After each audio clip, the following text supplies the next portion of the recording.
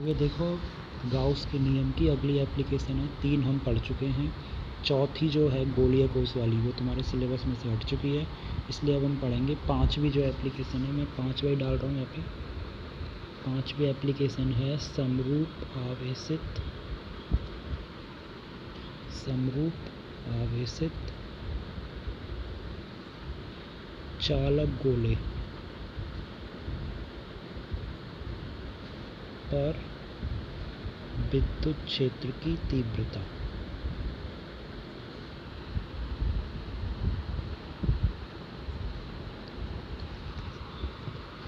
चालक गोले पर विद्युत क्षेत्र की तीव्रता। तो एक बात तुम्हें ध्यान रखनी है, जब भी चालक गोले पर कोई आवेश दिया जाता है तो जितना भी आवेश हम उसके लिए देंगे तो वो पूरा का पूरा आवेश चालक गोले की सतह पर रह जाएगा। यदि हम उसे कुल कैपिटल Q आवेश दे रहे हैं तो वो पूरा का पूरा Q आवेश उसकी सतह पर रह जाएगा। मतलब उसके अंदर जो आवेश होगा कितना होगा, 0 होगा। उसके अंदर कुछ भी आवेश नहीं जाएगा। किसके अंदर? चालक गोले के अंदर। देखिए, अब इसके अंदर 3 केस पढ़ेंगे। पहला केस पढ़ रहे हैं हम। फर्स्ट जो केस है वो चालक गोले के बाहर, चालक गोले के बाहर। इसके अंदर ये जो बनता है, ये केस रहता है तुम्हारा जब स्मॉल r जो है वो हो ग्रेटर देन कैपिटल R। मतलब कि जैसे मान लो हमको एक चालक गोला ले रहे हैं, ये भाई एक चालक गोला है, ये तुम्हें पेंसिल से बनाना है, ठीक है।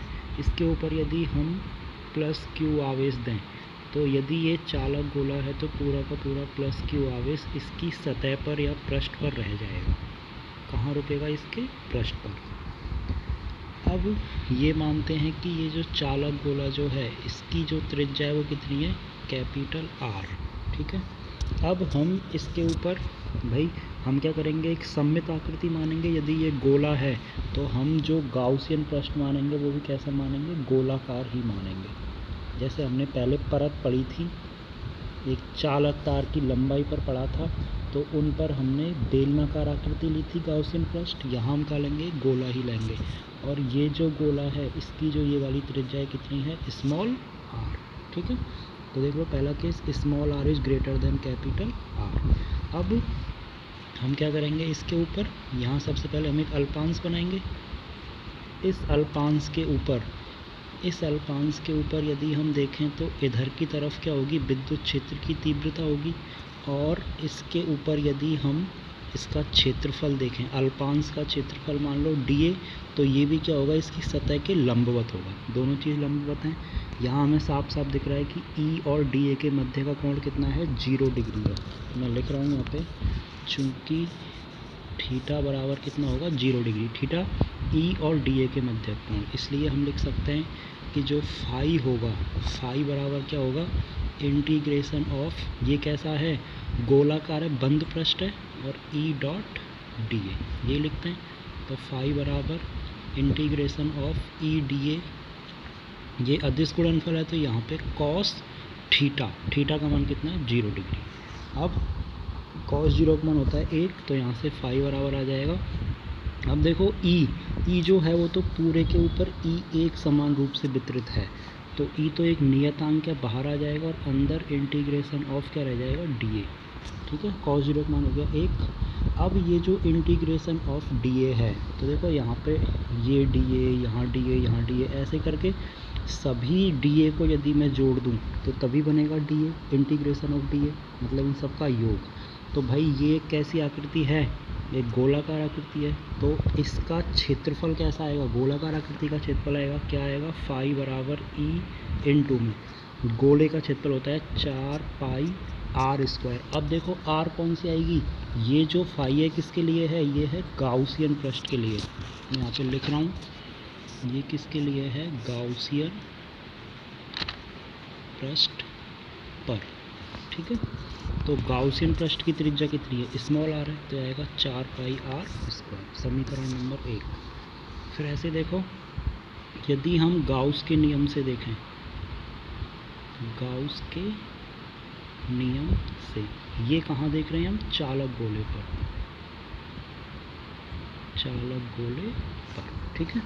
तो यहाँ देखो, इस पे यदि हम देखें तो गाउस का नियम है जो बताता है कि विद्युत फ्लक्स फाई बराबर क्यू बटे में एप्सिलॉन 0, और ये क्यू कौन सा है? इनसाइड क्यू, यही है। अब यहाँ ढंग से देखो, यहाँ हम जो क्यू जो है, क्यू इनसाइड, तो ये क्यू हमने कितना माना? ये कैपिटल क्यू, तो ये क्यू कितना होगा? कैपिटल क्यू बटे में स्मॉल क्यू 0, सॉरी ये एप्सिलॉन 0 है। समीकरण नंबर 2। अब आगे देखो, ये क्यू क्या है? आवेश।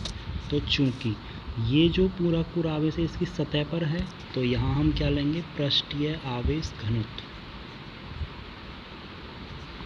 पृष्ठीय आवेश घनत्व क्या होता है? सिग्मा। सिग्मा बराबर होता है क्यू बटे में, क्या होता है भाई?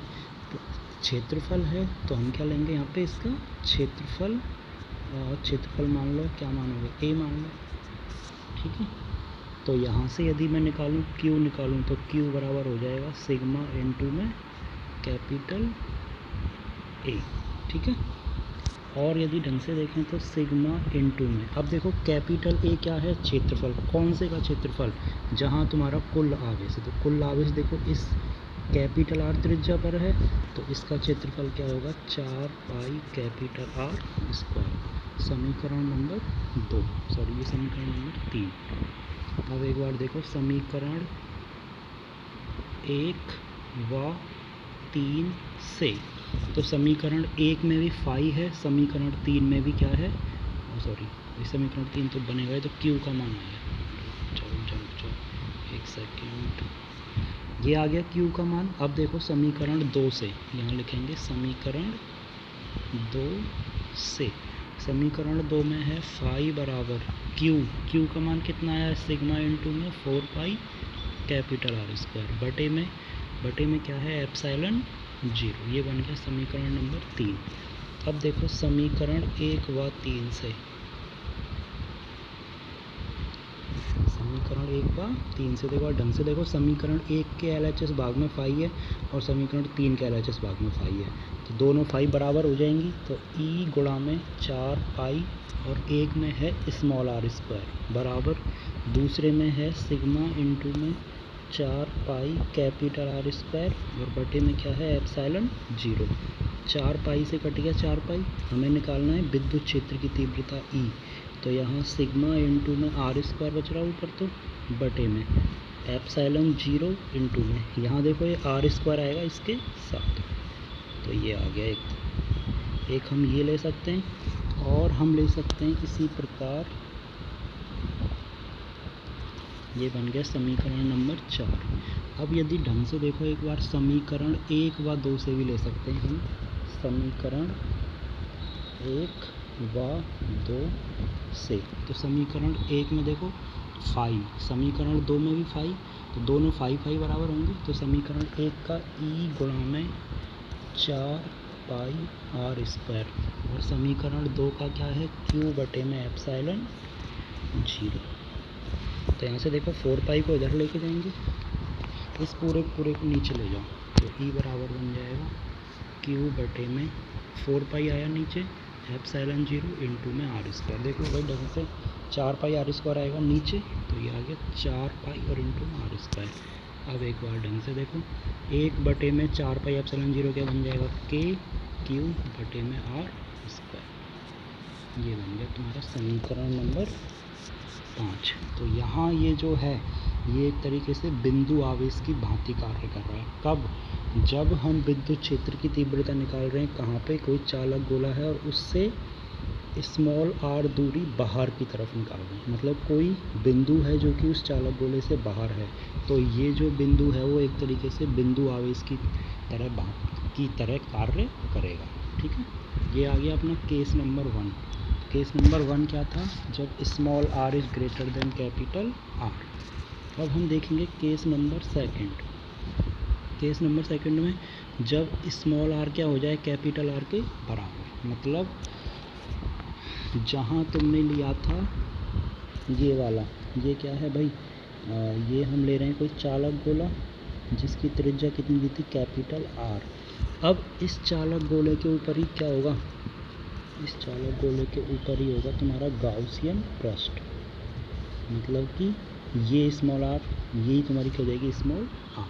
ठीक है, तो इस पूरी डेरिवेशन में क्या फ़र्क आएगा, समीकरण 4 व 5 से। तो समीकरण 4 मिलेगा ये रहा, ई बराबर जहाँ जहाँ पे स्मॉल आर है वहाँ कैपिटल आर रख दो, ई बराबर सिग्मा इनटू में, ऊपर तो आर स्क्वायर है तो आर स्क्वायर ही आएगा, बटे में एप्सिलॉन 0 इनटू में, फिर है स्मॉल आर स्क्वायर, तो स्मॉल आर स्क्वायर क्या रखूँगा, कैपिटल आर, तो इसका वर्ग कर दूँगा, तो यहाँ से आर स्क्वायर से गया आर स्क्वायर, तो ई बराबर आ जाएगा सिग्मा बटे में एप्सिलॉन 0।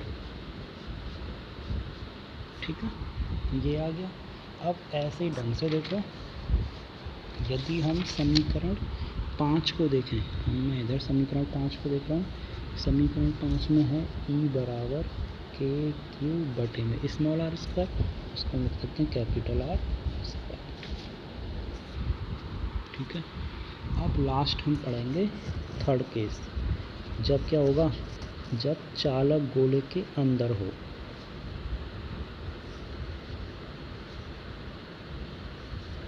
मतलब कि स्मॉल आर जो होगा वो कैपिटल आर से छोटा होगा। देखो एक बार पहले चित्र देखो, हम यहाँ पे कोई एक चालक गोला ले रहे थे, इस चालक गोले की त्रिज्या कितनी है, कैपिटल आर, यही वाली है। अब हम जब इस पे कोई गाउसियन पृष्ठ मानेंगे तो वो इसके अंदर होगा, यहाँ होगा। ठीक है, और इस गाउसियन पृष्ठ की ये वाली त्रिज्या क्या होगी, स्मॉल आर। ठीक है, अब एक बार ढंग से देखो, ये जो पूरा का पूरा जो आवेश है वो इसकी सतह पर ही रहेगा, मतलब भाई इसके अंदर जो आवेश है वो कैसा रहेगा, शून्य रहेगा। ठीक है, तो पहले देखो, अच्छा पहले उतना काम तो हम कर ही सकते हैं कि यदि यहाँ पे पहले हम क्या मानेंगे, एक अल्पांश मानेंगे, फिर वही उस अल्पांश पे क्या होगा, इधर की तरफ होगा, इधर की तरफ ई वेक्टर। ठीक है, ये समझ गए होंगे, इधर की तरफ ही क्या होगा, डी ए वेक्टर। तो यहाँ से पहले तो वही सेम फाई बराबर E vector dot D A vector, कुल फाई है तो इसका इंटीग्रेशन कर दिया, तो यहाँ से फाई बराबर ई वेक्टर आ जाएगा बाहर, यहाँ से लिख दो इसको ई इंटीग्रेशन ऑफ डी ए, क्योंकि दोनों मध्य कोण तो 0 डिग्री है।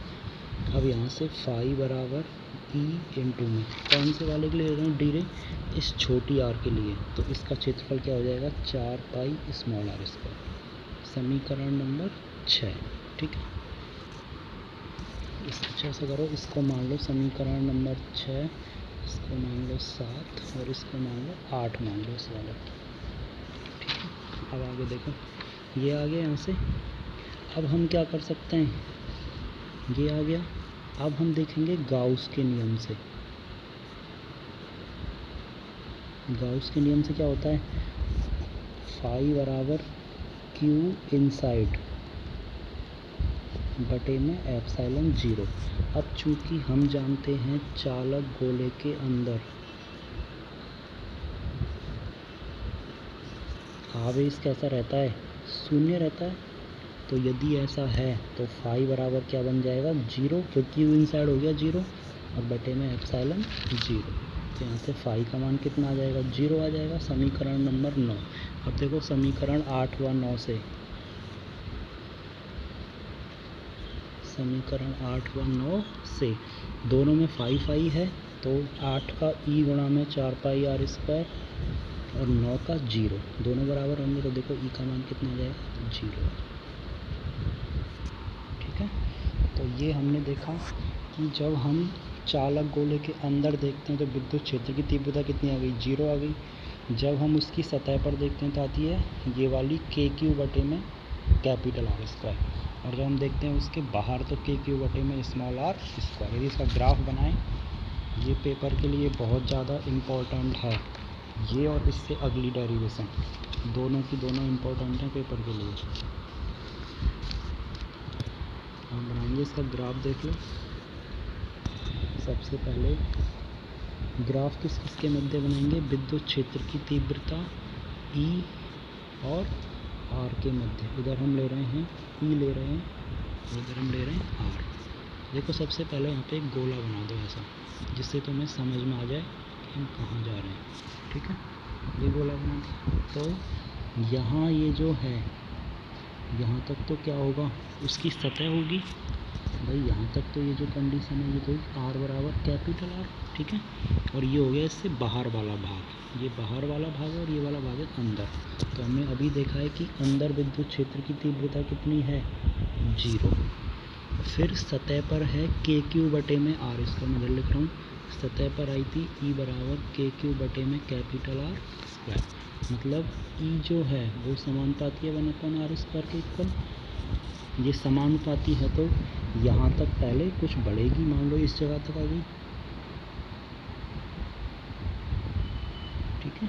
ये होगी उसकी सतह पर।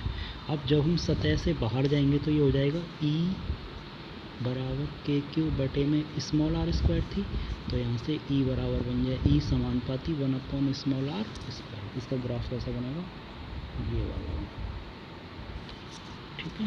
ये बन गया E समानुपाती 1/r, ठीक है। ये बन गया भाई इसका ग्राफ। तो मैं लिख सकते हो ये बाहर, ये वाली सतह और ये सॉरी ये अंदर, ये सतह और ये वाली बाहर, ठीक है। ये इम्पोर्टेंट डेरिवेशन थे।